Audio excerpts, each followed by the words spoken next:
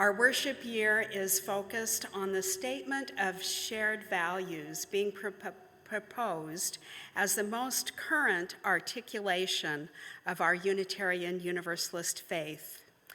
Each season is 2 months long, giving us ample time to try on each of the values to see if they fit who we are as we near the second quarter of the 21st century.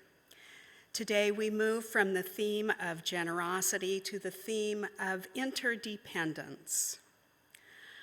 Our seventh Unitarian Universalist principle affirms and promotes the interdependent web of existence of which we are a part.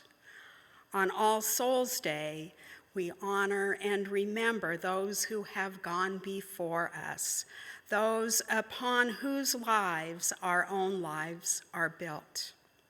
Though gone from us physically, they remain part of the interdependent web of our lives. We began this morning with the song Breaths. The lyrics are from a poem by the Senegalese poet Birago Diop, set to music by Issei Barnwell. Listen more often to things than to beings. 'Tis the ancestors' breath when the fire's voice is heard. 'Tis the ancestors' breath in the voice of the waters. Those who have died have never left. The dead are not under the earth. They are in the rustling leaves. They are in the groaning woods. The dead have a pact with the living. They are in the woman's breast. They are in the wailing child. They are with us in our homes. They are with us in this crowd.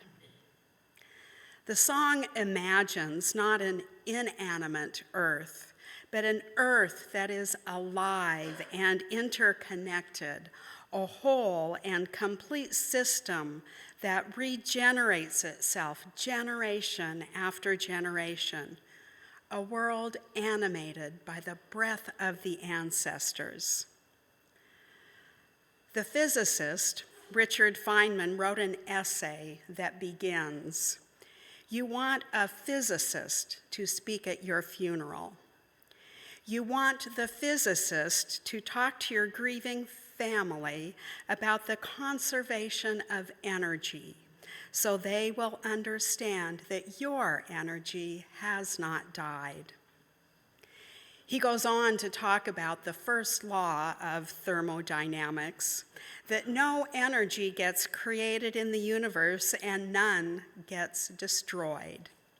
That every wave, every particle, every BTU of energy that our deceased loved ones contained is still with us.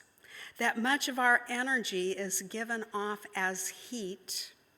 That the warmth that flowed through the lives of our ancestors flows through us today. Feynman ends his essay this way, "And you'll want the physicist to explain to those who loved you that they need not have faith. Indeed, they should not have faith.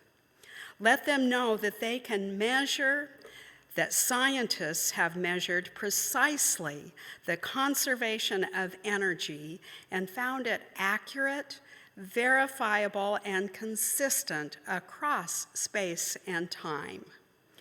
You can hope your family will examine the evidence and satisfy themselves that the science is sound and that they'll be comforted to know that your energy is still around.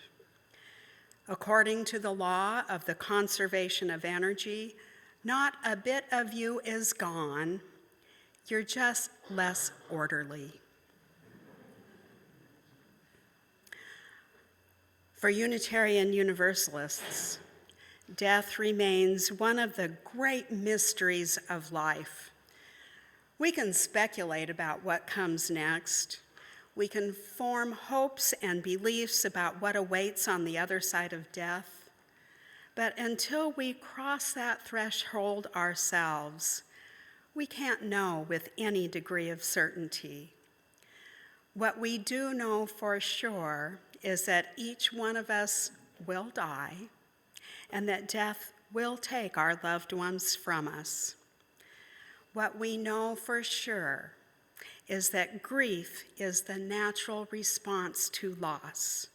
What we know for sure is that the deep sorrow of grief reminds us of how profoundly interconnected we are with each other, how our interdependent web of existence includes those who have gone on to the great mystery before us. What our Universalist ancestors taught is still true today, that there is a source of life from which we can never ultimately be severed. We are all part of an interconnected whole. None of us can be saved unless all of us are saved.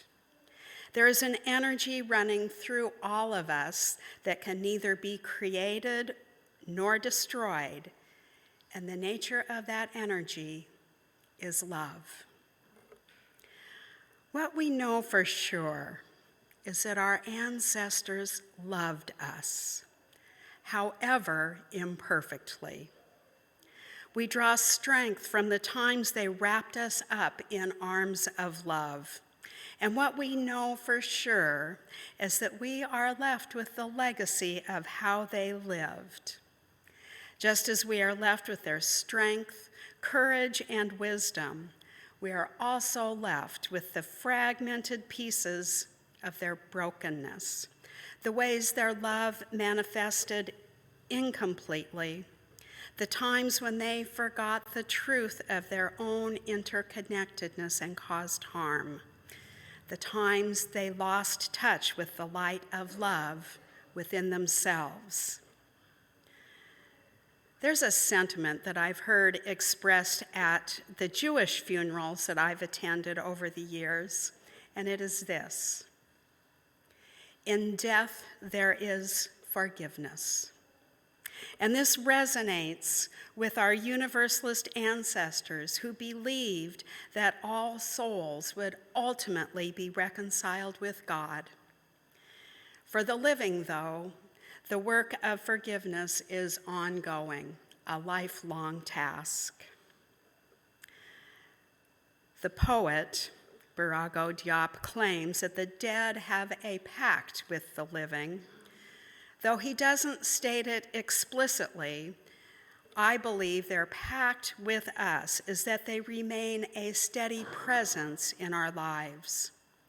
They are with us when we listen to the crackling of a fire, the crash of waves on the beach, the wind howling through the trees, the music of children's laughter, the cries of those in pain, the gentle rasp of our own breath moving in and out of our bodies. Then we may hear whispers of apology, prayers of forgiveness, songs of praise, shouts of encouragement, and never-ending refrains of hope and peace and love. When we listen for the breath of our ancestors, we are reminded to let our lives speak, that through our words and actions, we create the world anew. May it be so, my friends, and may we make it so through our living. Amen, and blessed be.